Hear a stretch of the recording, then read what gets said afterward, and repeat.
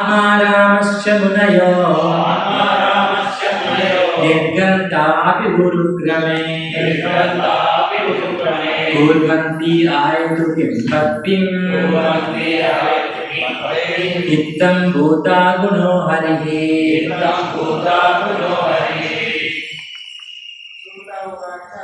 Sutta vacha Atma Ramasya munayo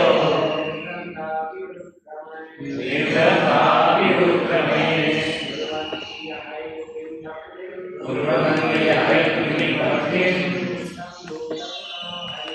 Ittam bhuta guno harihi Sutta vacha Atma Ramasya munayo Nirgantapi gurukrame Kurvanti ayatu kim bhaktim Ittam bhuta guno harihi.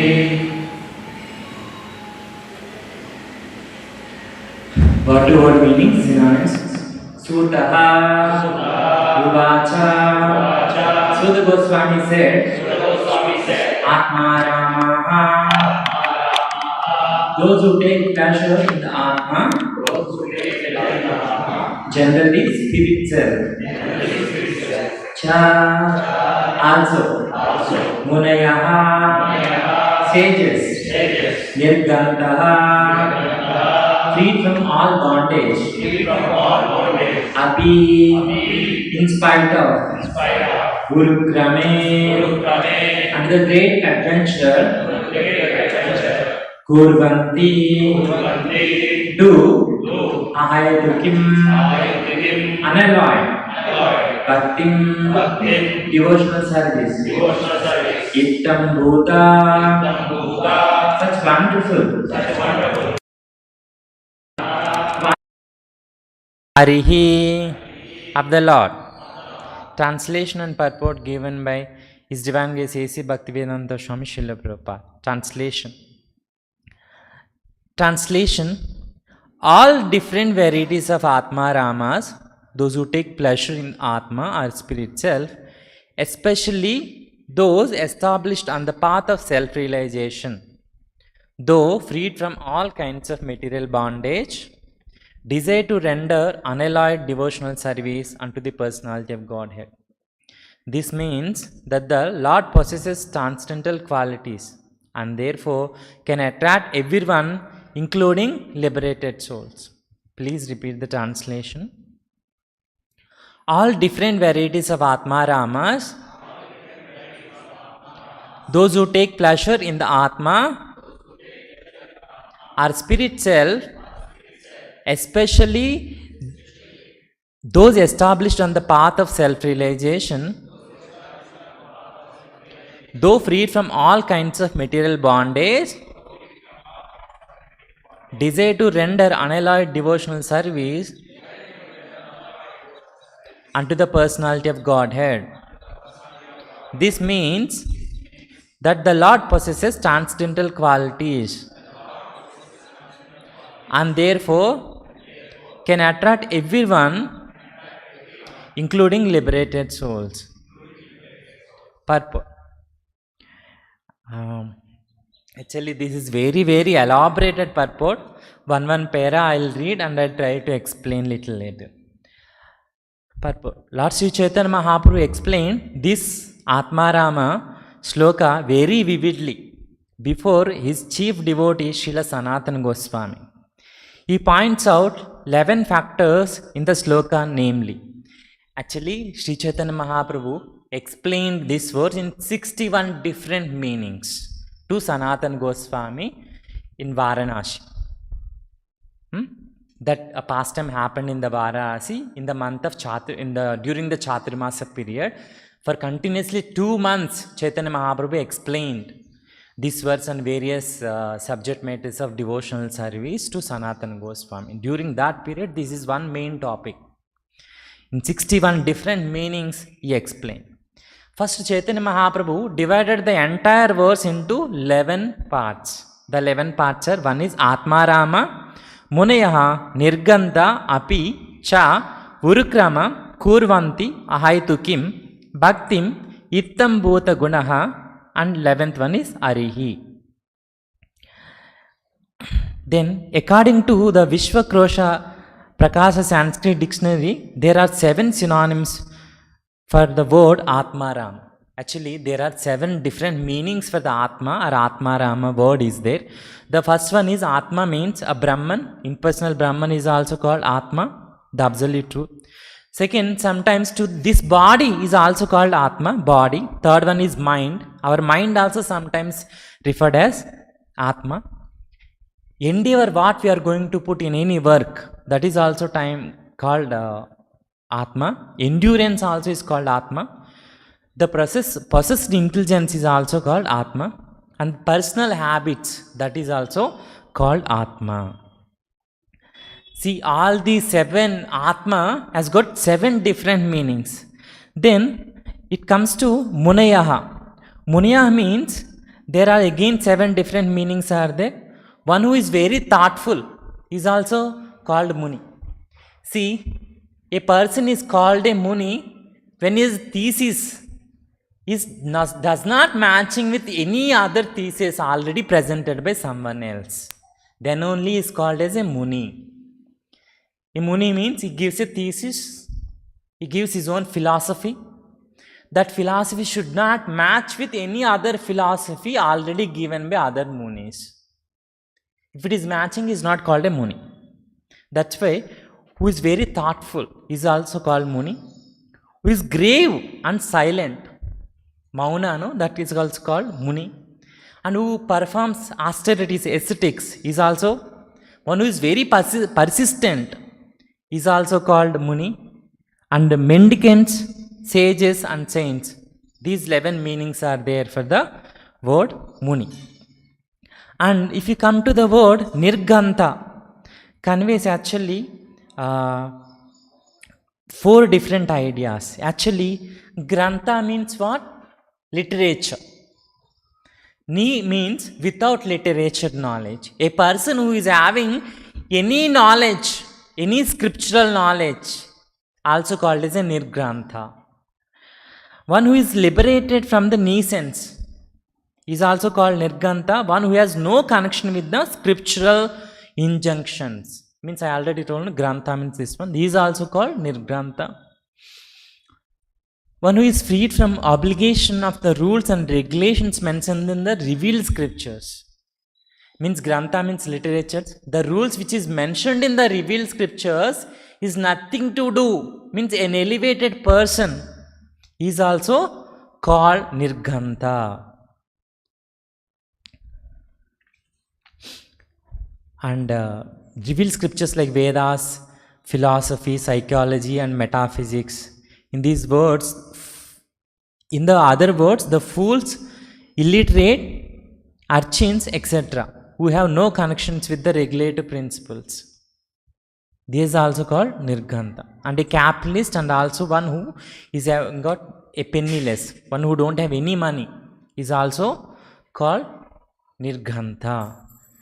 Then, after Nirganta, what is there? Api is there. According to Shabdakota dictionary, the affix ni used in the sense of, see, Nirganta, ni is there, no? For that, 4 different meanings Chaitanya Mahaprabhu gave. That is certainty, counting, building and forbiddance. The word Grantha used in the sense of wealth, thesis and vocabulary, etc. For Nirganta only still is telling. The next word is Urukrama. Actually, this word refers to Lord Vamanadeva. We'll see. The one whose activities are glorious. Krama means step. Step, 1 step, 2 step, 3 step. Lord Vamanadeva, he asked for 3 steps of land, no?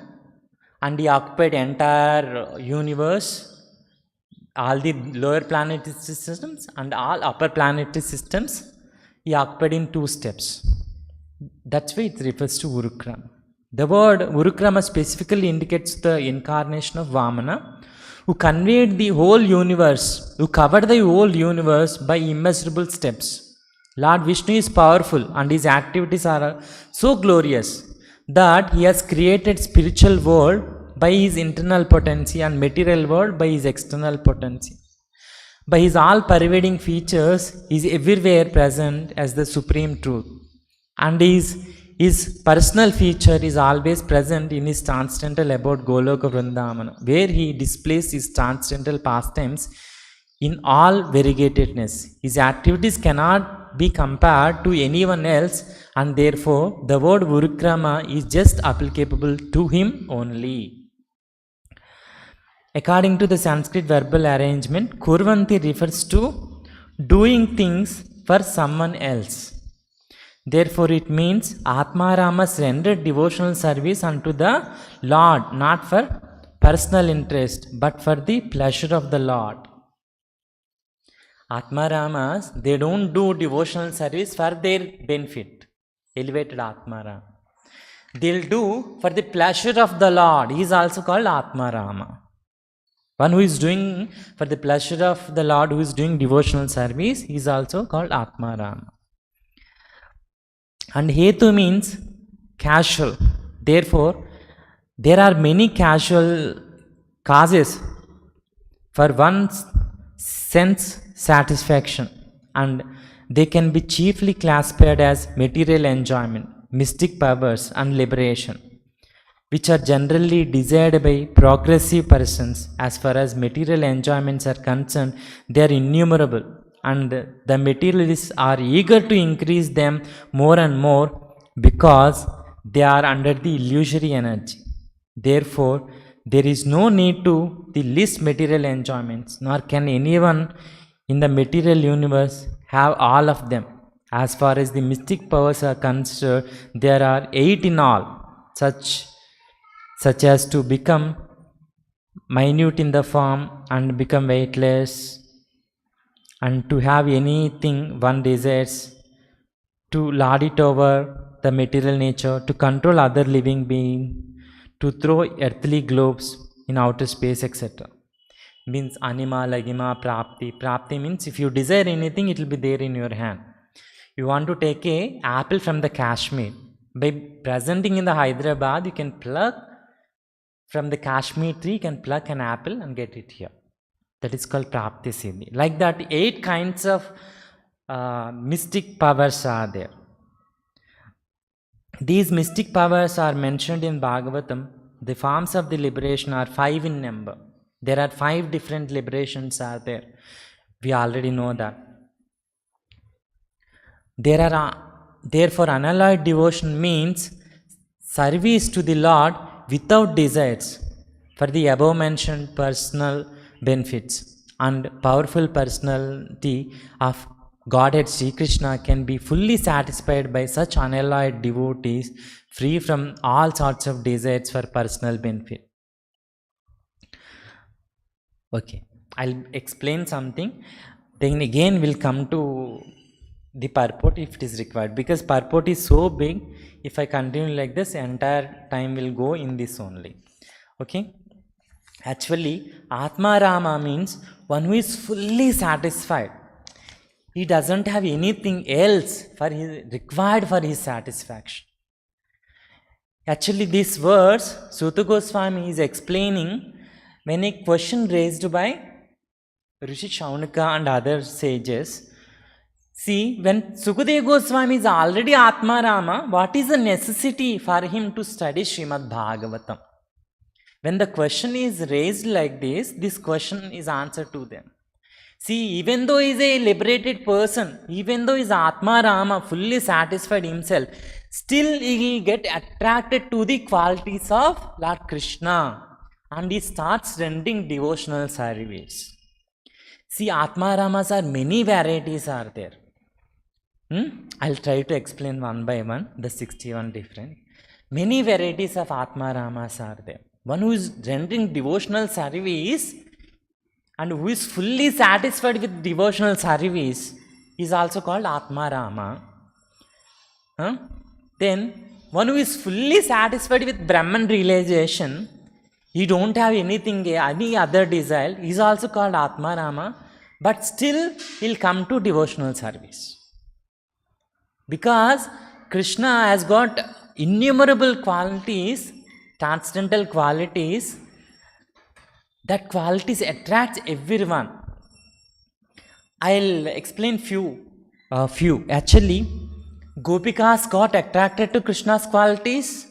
All the 4 Kumasaras got attracted to Krishna's qualities. Even though they are Brahmavadis, they got attracted to Krishna's qualities and they became devotees. And Gopis, they got attracted. Lakshmi, she got attracted to Vishnu. Even though they are self-satisfied. And what is the Sukadeva Goswami, whom their question was raised, he also got attracted to devotional service. Like that, by hearing the Krishna's transcendental qualities, everyone will get attracted. See, Krishna completed the this war, and Kurukshetra war, and is coming back. He stayed with Pandavas. Afterwards, he came back to Dwaraka. Then after he came back, very elaborated reception was there. Everything, he met all the citizens, everything. Then he came to his father's palace. He met his father. Then his father has got how many wives? Vasudeva got how many wives? 16 wives. He met all the 16 mothers. Then, by seeing that time, Krishna's age would be around 125 years. By seeing Krishna, all these mothers with affection, their clothes was moistened with milk.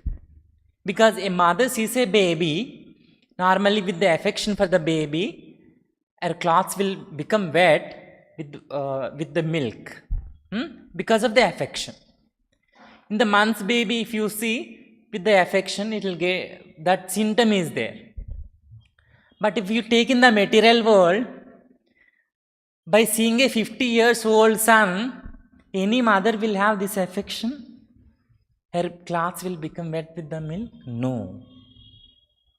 No, where we'll see? Even demigods we don't see. This will happen only for Krishna. When Krishna is a little baby, 6 months baby or 1 year old baby, or 125 years old man doesn't apply to Krishna, 120 years old personality, the same affection is there for the mothers. When Devaki saw first time, also same feeling is there. When Devaki is seeing after 125 years, when Krishna came from Hastinapur to Dwaraka, the same feeling is there.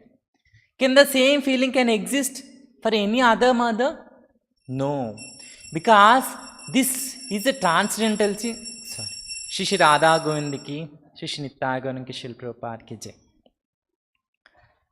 Because Krishna, the affection towards Krishna is transcendental, it's not material. That's why the quality will be there like that. It doesn't deteriorate. That affection is there for them like that. Okay? Then I'll try to explain one different Atma Ramas. Actually, Atma Ramas, basically 2 categories are there. One is Brahma Upasaka, means a worshipper of the impersonal Brahman who is satisfied fully with the impersonal Brahman realization. And the other is Moksha Kankshi, and one who desires liberation. These 2 are mainly. Then these 2 are sub-categorized. First, if you divide the Brahman realization person, the first one is the beginner. It is divided into 3 types. The first one is the beginner. The second one is one who starts fully absorbed in the Brahman. He is also called Atma Rama. The third one is actually merged in the impersonal Brahman. He is also Atma Rama. Different varieties. One who is just beginning is impersonal realization. One more is fully, his thoughts are always absorbed in impersonal Brahman realization. Second one. Third one is who is already merged in impersonal Brahman. They don't merge, they are feeling like that. These three different varieties are there. Again, those who wish to merge in the impersonal Brahman, again subdivided into three categories. Those who are desiring liberated, those who are already liberated, and those who have realized Brahman. These three categories, again it is subdivided. Okay, please count, I'll ask the numbers at the end. Okay, if you are everybody attentive, then I'll ask how many I completed. Then there are another 6 kinds of Atma Ramas are there. What is that? One who is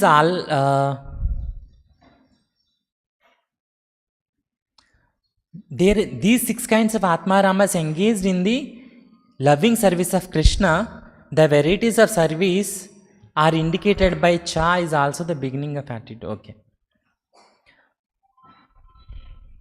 The word nirgandaha means without ignorance and devoid of rules and regulations.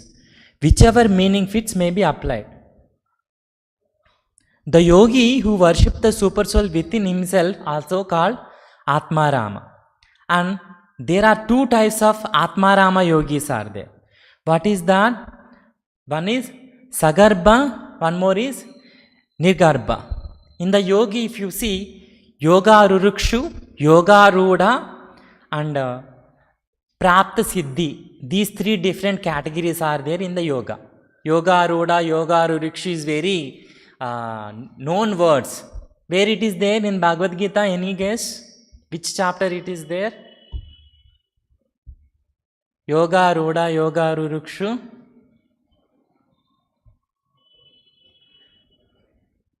Yoga Rudha, Yoga Rurukshu. 5th or 6th chapter it will come. In the Bhagavad Gita, 5th or 6th chapter, these things will come. If you apply this Sagarbha, Nigarbha, for these 3 categories, how many it will become? 6. Sagarbha Yoga Rurukshu, Sagarbha Yoga Rudha, Sagarbha Prapta Siddhi. Nirgarbha Yoga Rurukshu, Nigarbha Yoga Rudha, Nigarbha Prapta Siddhi. These are the 6 categories of in the Atma Ramas are there.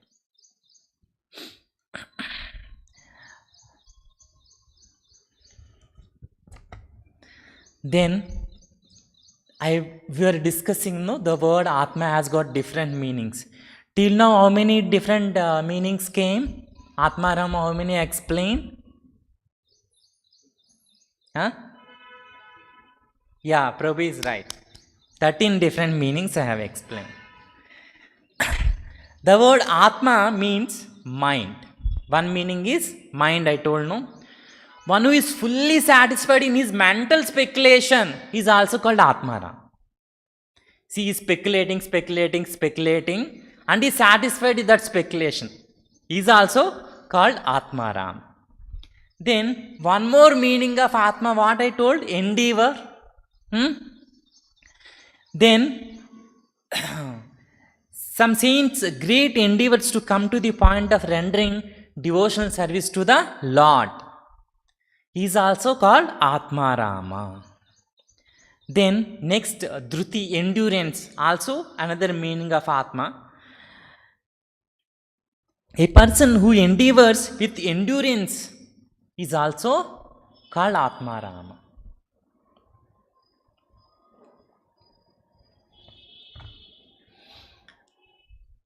Now, how many meanings are over?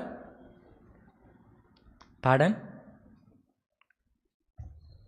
16, okay.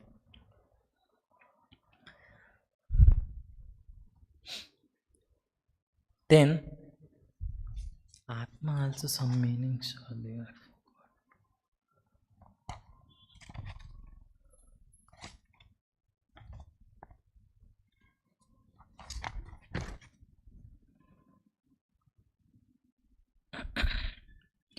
See, the another meaning is that everyone has got knowledge, intelligence.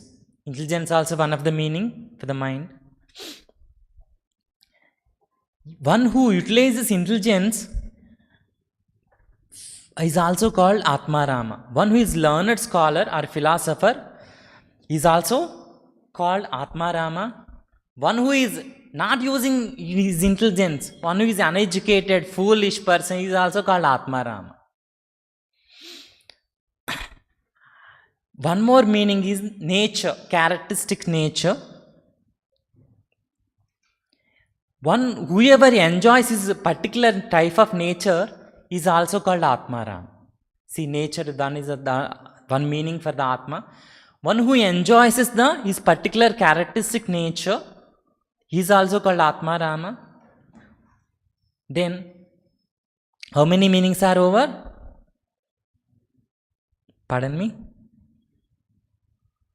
Who told? 19? Okay, it's okay.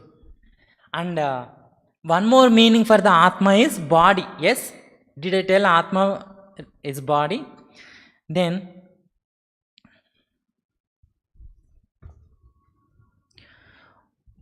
one in the bodily conception worships his own body as Brahman. One who is worshipping is himself. Is also called Atmarama when he comes in contact with a devotee.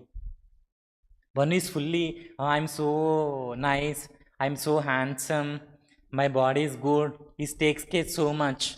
When he is coming in contact with the devotee, then he teaches, no, you are not this body, all these things. That person is also called an Atmarama. Then a person in the bodily concept of life engages in the fruitive activities.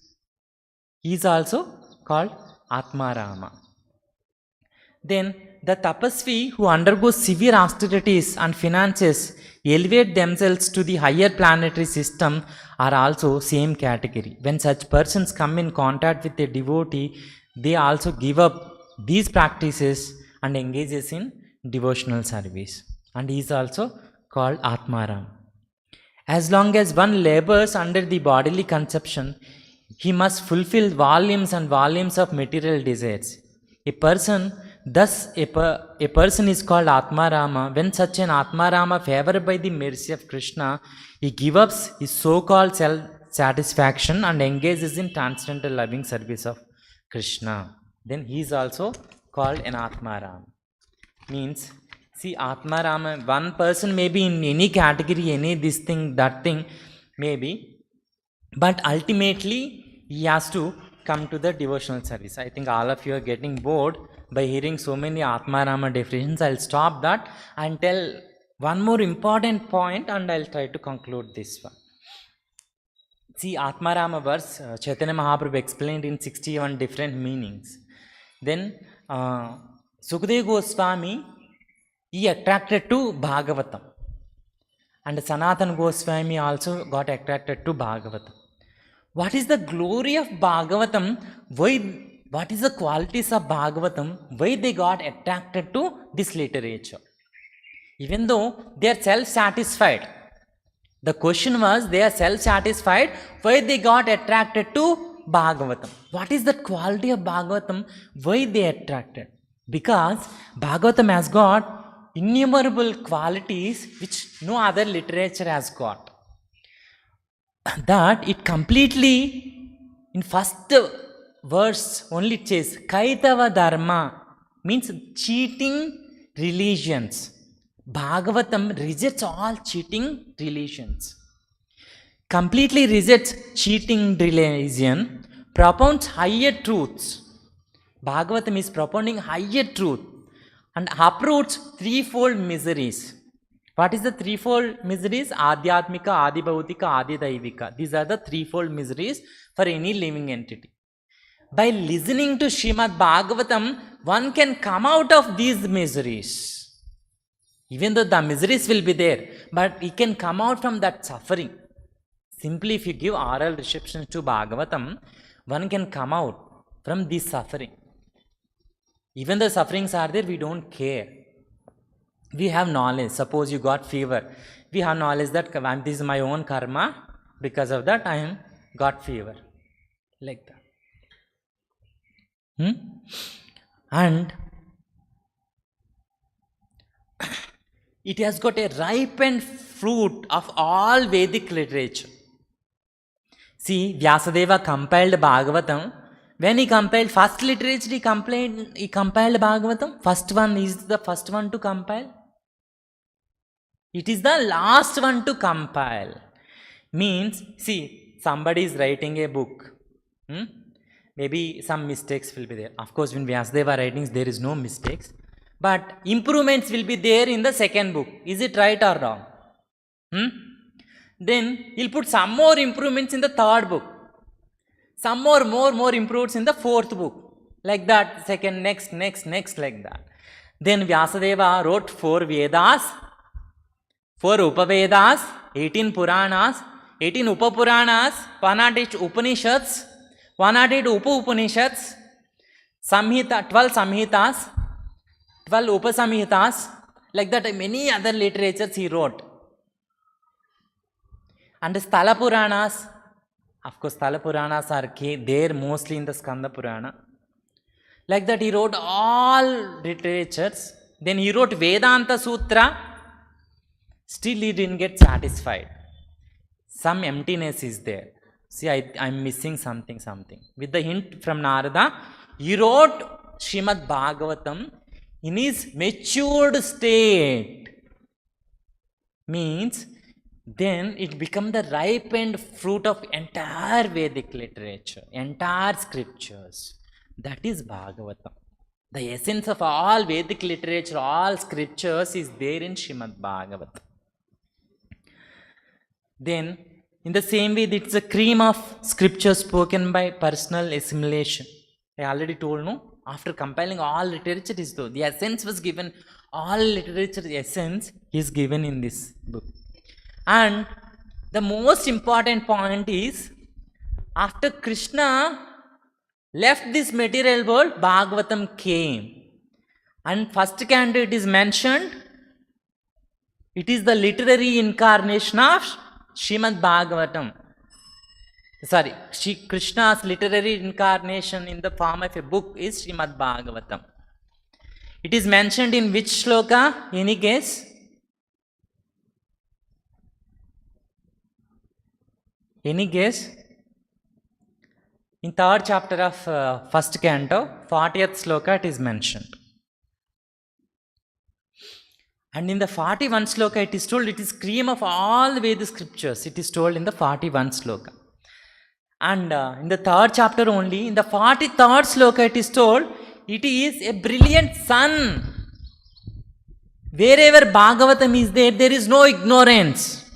There is no darkness. Darkness means ignorance. Whoever reads Bhagavatam, they are freed from ignorance. They are no more in the modes of ignorance. They are freed from tamoguna. That is the quality of Bhagavatam. Then,